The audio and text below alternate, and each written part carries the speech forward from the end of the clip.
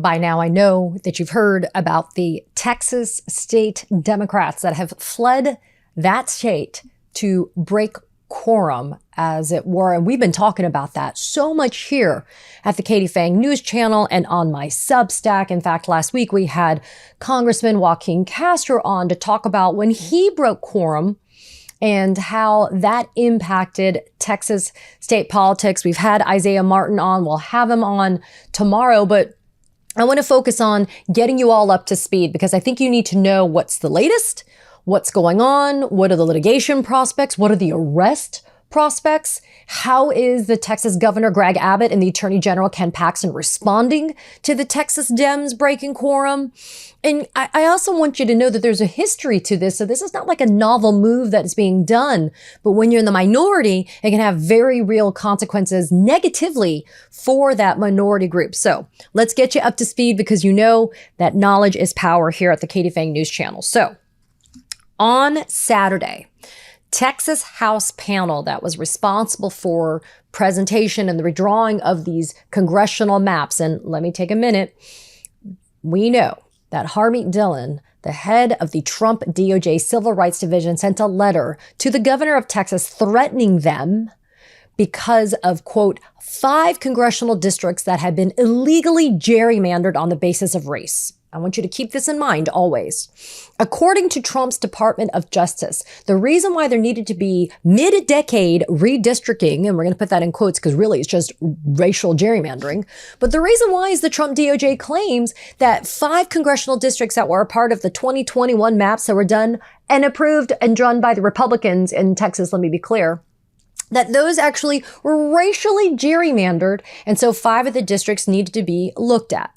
So there's been a lot of back and forth on this. And in the end, on Saturday, this Texas House panel advanced a redrawn congressional map. Now, what it does is this.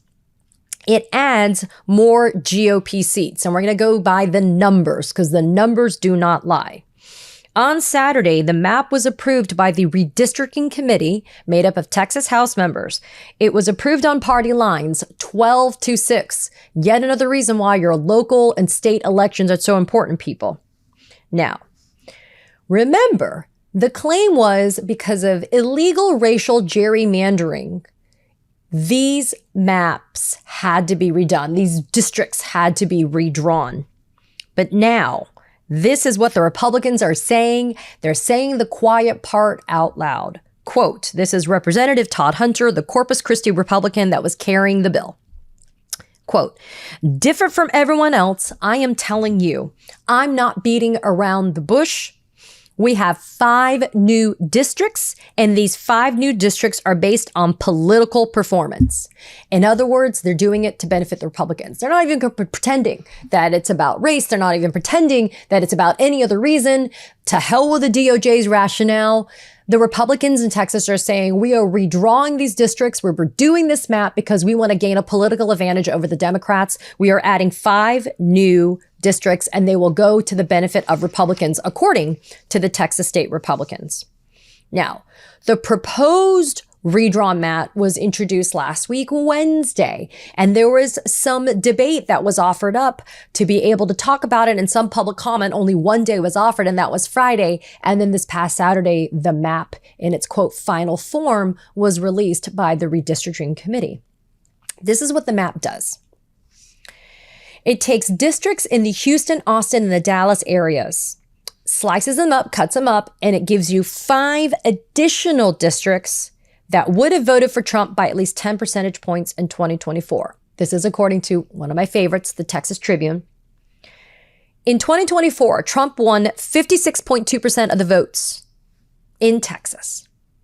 Under the current redrawn lines, under the current lines, the current map, Republicans hold 66% of Texas's 38 House seats. This new redrawn map would push that share to 79% of Texas's House seats. 79%. Let's just round out for good measure. 80%. 80% of the seats would be held by Texas Republicans. Governor Greg Abbott, of course, cited to the Justice Department justification saying it was racial gerrymandering, but now we know Again, the Republicans are saying the quiet part out loud. They're doing this to benefit themselves politically. Now, in 2019, the United States Supreme Court said that you actually can draw electoral maps based on partisan grounds. However, the Voting Rights Act is very clear. Even if you can redraw a map based on political grounds, you cannot dilute the voting power of a minority group, though. It is explicit.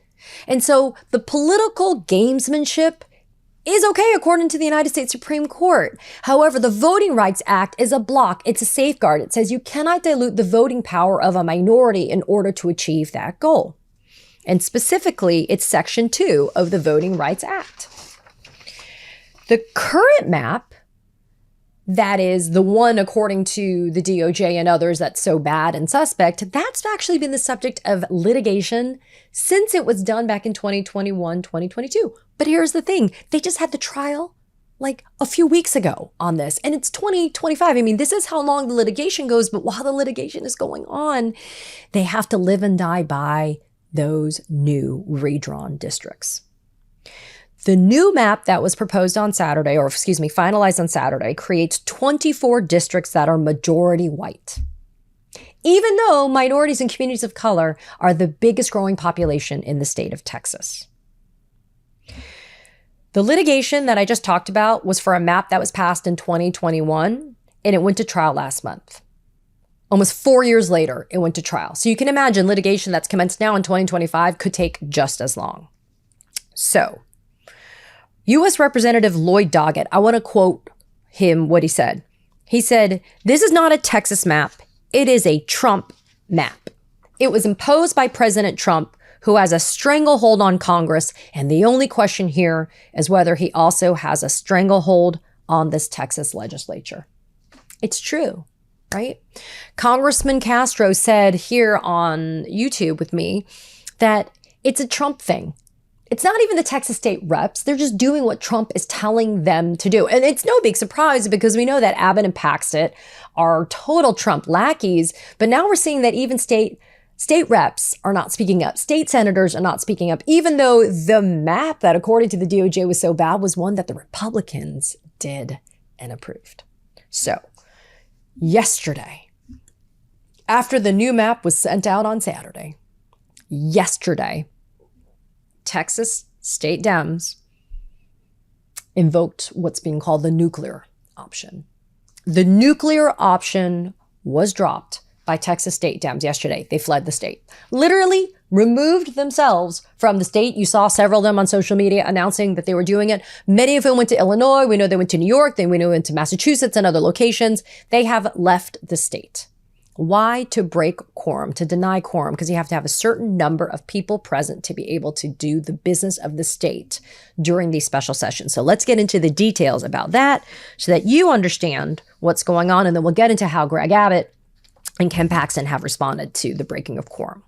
So most of the Texas's houses, 62 Democrats left Texas yesterday. The vote is scheduled for today at 3 p.m. Central on this map. So in advance of the vote today that's supposed to happen at 3 p.m. Central, most of the House Dems from Texas left the state. The 150-member House can only conduct business if at least 100 members are present. Meaning, if you have at least 51 or more Democrats gone, then the business is halted. It can't go anywhere. So, Kathy Hochul, we know Gavin Newsom, we know a lot of other Democratic governors are saying, you know what, this redistricting thing sounds interesting. Maybe we'll do that to benefit the Democratic balance of the House when we look at our own state maps. But here we go. The special session that was launched on July 21st, I believe, it was to be able to deal with this redistricting issue, but it was also to be able to deal with things like the Texas floods and also to be able to deal with things like GOP, culture war issues like abortion pills and transgender bathrooms, et cetera. So it wasn't just the redistricting that was at issue for this particular special session. But the Democrats said, if we're not here and you can't do this, then maybe we can stave it off. And in the meantime, we can galvanize more public support to be able to hopefully get pressure on these lawmakers in Texas to not officially and finally vote and approve and confirm these new maps. Now, the special session, like I said, started July 21st. Special sessions in Texas can last up to 30 days. But here's the wrinkle for these Texas state Democrats. Abbott can continue to call back-to-back special sessions, meaning once that 30-day session is up, maybe in and around August 21st, he can just call, as an Abbott, Governor Abbott can call yet another subsequent special session. So he can continue to do that. And it's hard. It's hard on these Texas state lawmakers that have left the state. They've left their families to put aside the personal kind of commitments that they've left behind. School is starting, in a few weeks, and families need to, be as intact as they can in that regard. That's a personal component. There's a financial component. According to State Rep. Wu, this is interesting. As part-time lawmakers, they're only earning $600 a month.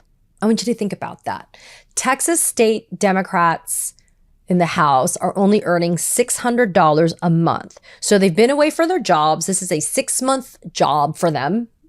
As the state reps, they've been away from their jobs. They don't earn a lot of income as a result, and they haven't been with their families. And now they're actually leaving the state wholesale. So it can be very expensive. So, for example, Governor Pritzker, Governor Hochul, et cetera, there has been this concern, if you go to all these other states, what are they going to do? And these governors are like, look, we're going to protect them. We're going to give them help. And there's also been massive fundraising in advance of this quorum break. But we're going to talk about some of the legal issues that the Republicans are saying is a problem for these Democrats that have fled. Here's what's kind of crazy. State Representative Jared Patterson, a Republican from Frisco in Texas, posted on the cesspool of X that he doubted all the Democrats participating in the quorum break had actually left the state. And he said the House Sergeant at Arms or state law enforcement should go and get anybody who wasn't appearing on the floor this Monday afternoon. Patterson also suggested that Governor Abbott, who controls the agenda for special sessions, that Abbott should allow lawmakers to redraw the lines of any state House districts to penalize the Democrats that are absent. Representative Jeff Leach, a Republican from Plano, Texas, added, any participating Democrats who serve as House Committee Vice Chair should be stripped of their positions. And so that is just the rhetoric that is coming from state Republicans. But let's talk about what the actual governor and the attorney general are talking about, because this is important. So getting you caught up to speed, Saturday, the proposed redistricted map is introduced. It's going to be voted on today at 3 p.m. Central.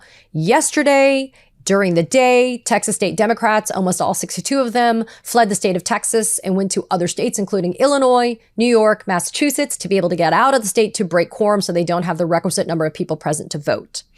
In response, late last night, Governor Greg Abbott sent the following letter dated August 3rd, 2025 to all of the Texas Democrats that left. And this is what it says.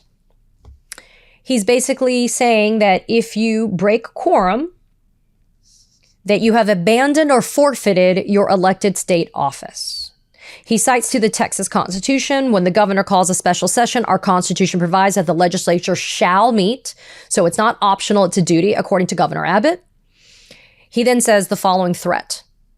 The truancy ends now. The derelict Democrat House members must return to Texas and be in attendance when the House reconvenes at 3 p.m. on Monday, August 4th, 2025. For any member who fails to do so, I will invoke Texas Attorney General Opinion Number KP-0382 to remove the missing Democrats from membership in the Texas House. In that non-binding opinion by Attorney General Paxton, non-binding, this is me telling you the non-binding part, the Attorney General considered whether Texas law allows for a determination that a legislator has vacated his office if they intentionally break quorum. The Attorney General concluded that whether a specific legislator abandoned his or her office such that a vacancy occurred will be a fact question for a court. Through a quo warranto action, a district court may determine that a legislator has forfeited his or her office due to abandonment and can remove the legislator from office, thereby creating a vacancy. So according to Greg Abbott, he says that he is now empowered to swiftly fill vacancies under Article 3, Section 13 of the Texas Constitution. And now here's where Abbott threatens these Texas state Democrats even more. He's saying that they may have committed felonies because they're soliciting funds to evade the fines that they're going to incur under House rules. For each day that a Texas state Democrat is not present, they are fined $500 a day. And according to Abbott, if you take money, if you solicit that money or take money, that you are now violating bribery laws in Texas. And the same is true for any other person who offers, confers, or agrees to confer such funds to fleeing Democrat House members. In other words, people that are giving money, people that are fundraising the money, and governors like Kathy Hochul and J.B. Pritzker. Quote, I will use my full extradition authority to demand the return to Texas of any potential out-of-state felons. Greg Abbott. Yeah, here's the thing.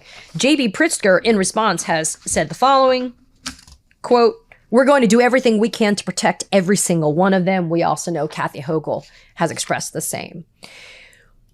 The punishment for people breaking quorum came because this is not just some rarity that happens in Texas. This has happened before, most recently a few years ago. In 2021, for 37 days, House Democrats from Texas fled to D.C. to stop an elections bill. Albeit in the end, they were unsuccessful, but as a result, there was an amendment that was proposed and passed in the Texas legislature that says you get a $500 fine for each day that you're gone. The members are also responsible for their share of the cost to dispatch the sergeant at arms to bring back members to restore the quorum number, and the House can consider expelling these people after an investigation and report on their actions by the administration committee. This was approved in 2023. And the reason why I say that this is important to know is this is the threat, right? It's not just the financial pressure and the financial threat to people that are trying to help these Texas state Democrats. Now there's this idea too that there's criminal exposure because according to Abbott, there's bribery that's going on, and you could get your seat. You could lose your seat because according to Abbott, you have now vacated your seat. I want to wrap with a little bit of some information here. As far back, and this is why I thought this was important, because I think history and context is really important. Since 1870, denying quorum, breaking quorum has been a Texas political strategy, according to the Texas Trib. In June of 1870, 13 Texas senators walked out of the Capitol to block a bill that gave the governor back then wartime powers.